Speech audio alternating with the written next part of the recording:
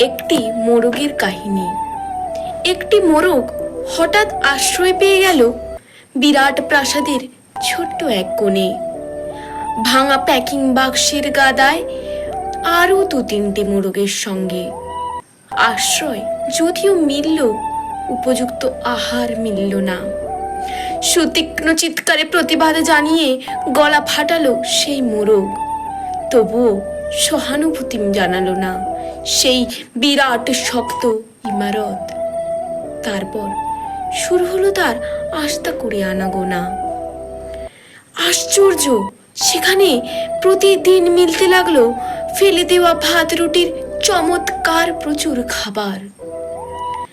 তারপর একসময় আস্থা করেও এলো অংশীদার, ময়লা ছেঁড়া ন্যাকড়া পড়া দু তিনটে মানুষ।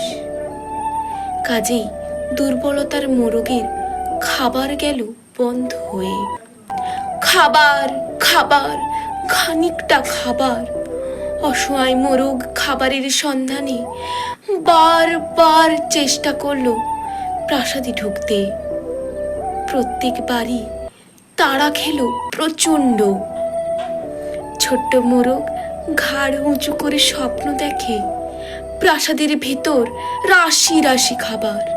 তারপর সত্যি সে একদিন প্রাসাদে ঢুকতে পেল।